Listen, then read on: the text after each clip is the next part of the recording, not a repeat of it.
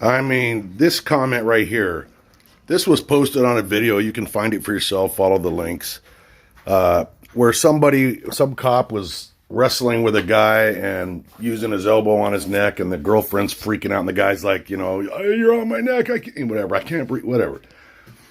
There's no context to the video. I have no idea what this dude did. If you show any arrest out of context that gets physical, it's going to look like the cops are, what the fuck is going on with my hair? It's going to look like the cops are completely out of line. Because when you arrest somebody that doesn't want to be arrested, it gets ugly. This person here, there's absolutely zero context that would make that accept. Boy, that's somebody who's never been in a fight for their life. It's one thing to hate cops, and it's another thing for cops to kill people or to do things wrong, and fuck them. I mean, nobody hates a bad cop more than a good cop. But you're kidding yourself. This is just a sign of the weak, newer generation who thinks that everything's polite and pretty and fluffy, and nobody needs to ever be hit, and violence is not really painful. It's not deadly.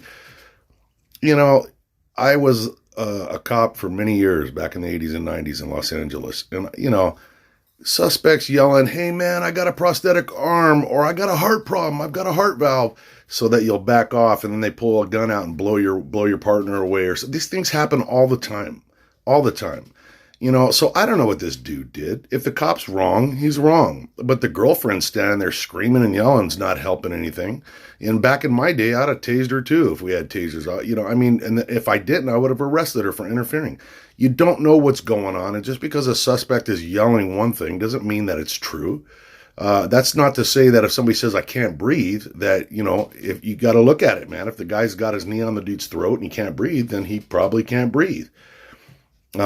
If he's yelling and struggling and fighting and saying he can't breathe, he's breathing just fine, because the real people that can't breathe can't fight because they don't have oxygen.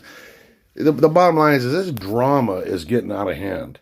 Like I said, not enough in the video for me to tell if the cop is a bad cop or a good cop that did the wrong thing. I mean, we're all human. I don't know what the dude did, the suspect, but I do know that if you submit to an arrest, you don't die. And if you submit to an arrest and it's wrong, you have options. You can get a lawyer, sue, get paid, tell all your friends you got $250,000 from the police department, and be a hero. But solving it right there at the scene of the arrest is why people get killed, cops and bad guys. Just do what the fuck you're told, and if the cop's wrong, follow the steps. We're a society, all right? It's not a jungle out here. We shouldn't have